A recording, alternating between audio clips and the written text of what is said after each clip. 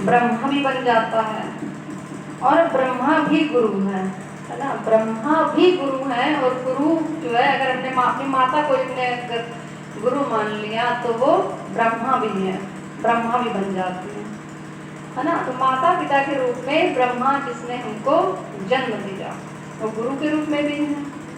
गुरु और ब्रह्मा गुरु ही विष्णु। अब गुरु क्या है?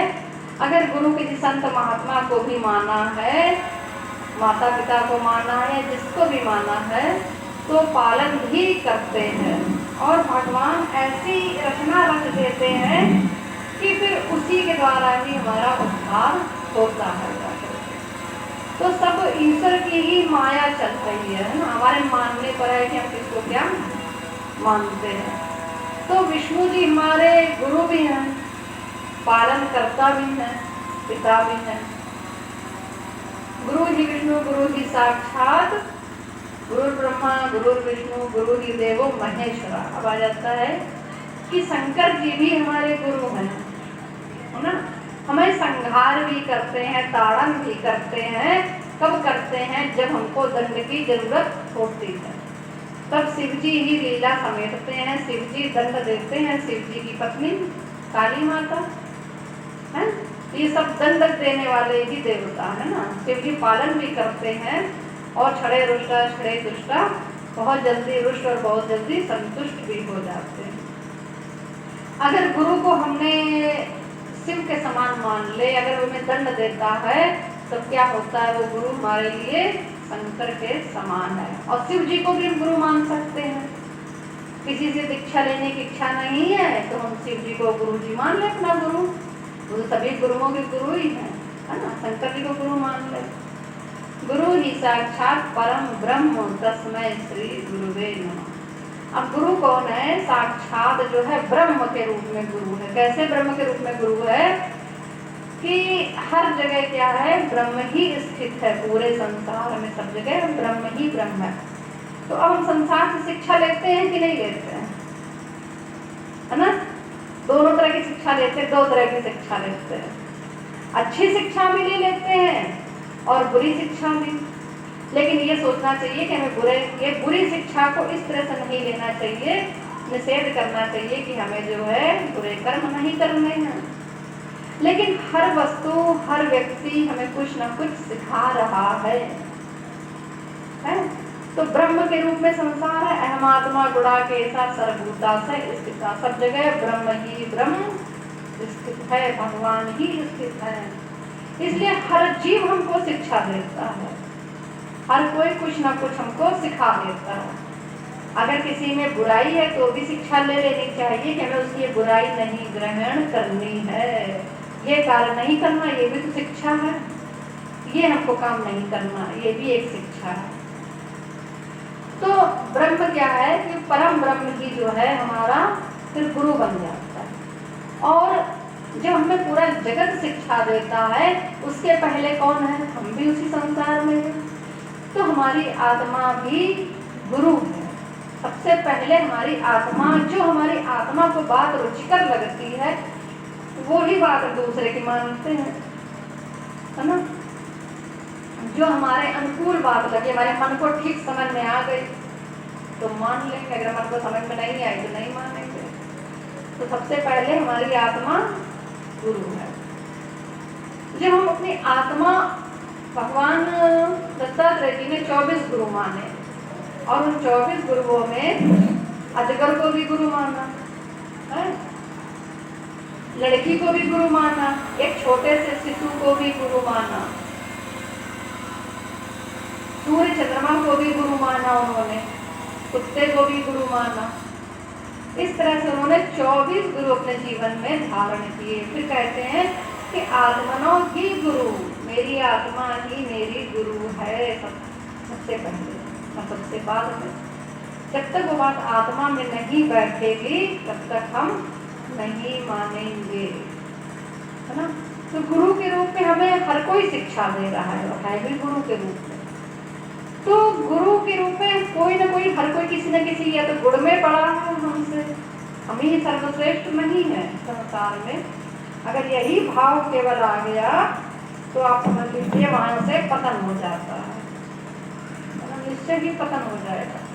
तो हर कोई न किसी गुण में हमसे बड़ा है। हो सकता है वो कार्य वो कर सकता, हम वो कार्य ना कर सकते हो।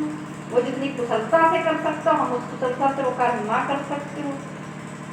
तो हर प्राणी श्रेष्ठ है, कोई भी प्राणी जो है निकृष्ट नहीं है। मच्छर उड़ सकता है, हम लोग उड़ सकते नहीं उड़ सकते, है ना। तो इसी प्रकार है, अजगर अपने इतना बड़ा आलसी है, कुछ नहीं करता, पड़ा रहता है। अपने आप उसके मुंह में जो शिकार आ जाएगा तब वो खा लेगा। कितनी बड़ी साधना है? कोई प्रयत्न नहीं करता, कोई प्रयास नहीं करता। कितने संत महात्मा ऐसे हैं जिन्होंने अजगर से शिक्षा ले ली है। केवल कहते ध्यान ही करेंगे, पूजन ही करेंगे, हमको कुछ कोई अन्य लोग संसार के कार्य नहीं करेंगे।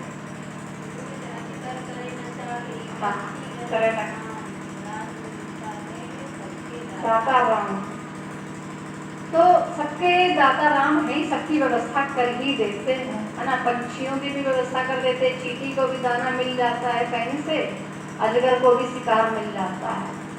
लेकिन एक सबके दाता राम पशु पक्षी तो मान लेते हैं, लेकिन जीव नहीं मानने को देता है ना। वो पूरा विश्वास नहीं कर पाता है भगवान पर।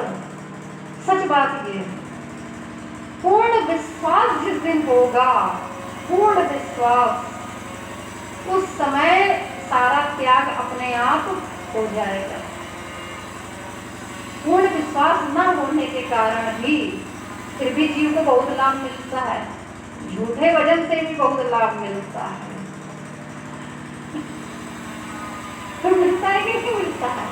अगर स्वामी रच लो भगवान के नाम का, तो भी लोग डाल देंगे 10 का सिक्का, 5 का सिक्का, 2 का डाल देंगे, रोटी के बिल है कि नहीं? मिल तो भगवान के नाम ही से है, नाम कितनी महिमा।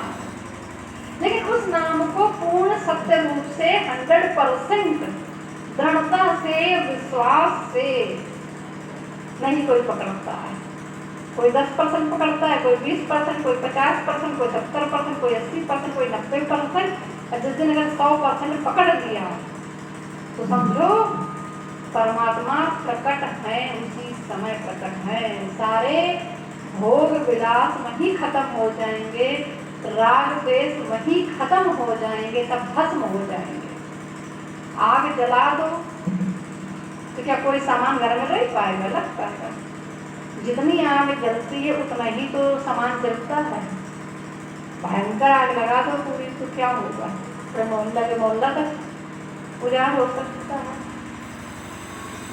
तो हर रूप में हमें गुरु मिला है। अगर हमने किसी को निष्ठा से गुरु मान लिया है तो निश्चय ही हमको सफलता मिलती है।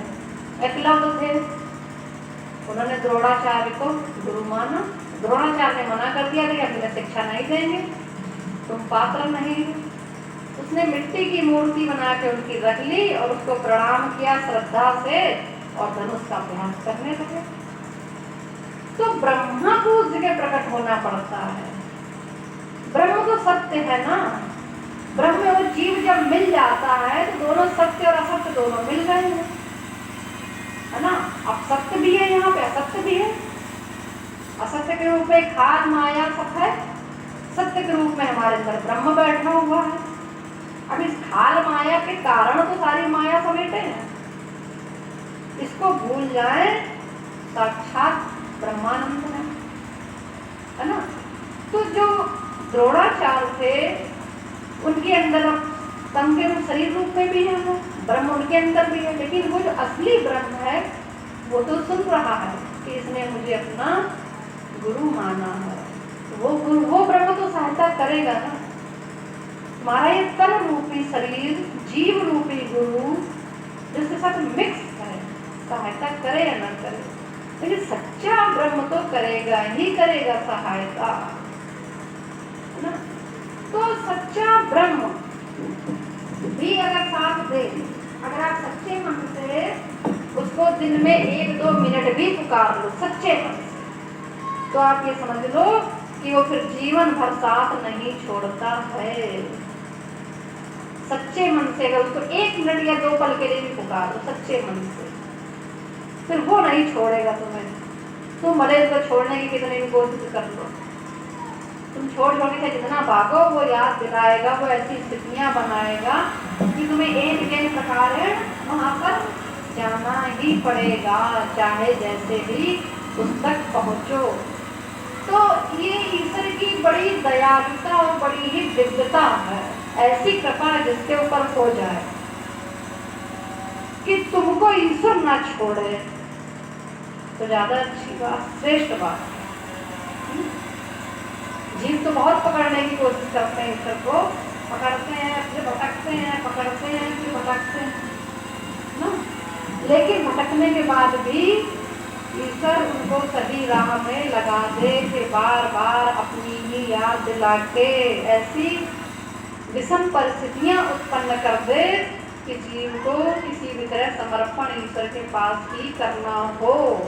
तो जानते क्या है, यह ईश्वर की महिमा है, यह ईश्वर का प्रेम है कि विषम परिस्थितियां लगा दे। अब बच्चा पढ़ाई नहीं कर रहा है, बहुत घूमता है, बहुत खेलता है, बहुत खाता है, बस पढ़ने बना तो ठीक, माँ बाप उसके ऊपर दंड आरोपित करते हैं, कहीं खेलना घूमना बंद, आज से बिल्कुल नहीं, टीवी बंद, डिस्क कटवा दी है, मोबाइल बंद, ठीक, खाना भी नहीं देंगे तुम्हें, भूख से कुलबुलाएगा, जाना नहीं, जाके जब कहीं कमरे जब बाहर नहीं निकल पाओगे तो क्या होगा, एर गए तो पढ़ोगे ही किताब खोल के। तो ये बात है कि विषम परिस्थितियां अगर जो है उत्पन्न हो जाए, मिल जाए एर घेर के, एन के प्रकार मन कृष्णा निवेशिए, किसी प्रकार से परमात्मा अपने में मन लगवा दे, चाहे शर्माए सौदे, चाहे लज्जा बचाने की उससे, चाहे जो है अपनी सेठी बगाड़ने के लिए, या विषम परिस्थितियां करते हैं, कुछ भी करते हैं, तो ये ईश्वर के ऊपर उसकी अनुकंपा है, ईश्वर की ये अनुकंपा है। लेकिन ये अनुकंपा नहीं मिलती है, ये अनुकंपा सबको नहीं मिलती है, बड़ा ही कई जन्मों की मुझे तो लगता है पूंजी होती है, पुण्य होते हैं, तब ये जाके अनुकंपा उसको मिलती है कि जब ईश्वर उसको पकड़े रहते हैं, पकड़ के अपनी ओर ही खींचे रहते हैं किसी भी प्रकार से। तो ऐसी अनुकंपा का पात्र बने, भगवान से प्रार्थना हो कि हम निरंतर केवल उनको ही चाहें, उनकी ही भक्ति करें, उनमें ही समर्पण करें, उनमें ही लगाव हो हमारा, अन्य कुछ भी ना चाहे, अन्य कुछ भी ना मिले। भगवान से कहें कि मैं अन्य कुछ नहीं चाहिए, मैं और कुछ ना देना, तो फिर चरणों से दूर ना करना, भले ही कितना संसार का यश अपयश कुछ भी मिल जाए, है ना। भक्ति बढ़ाने की सोचे, भक्ति कभी घटाने की ना सोचे कि हमारी भक्ति छूटे कुछ भी। बोलो सद्गुरुदेव भगवान।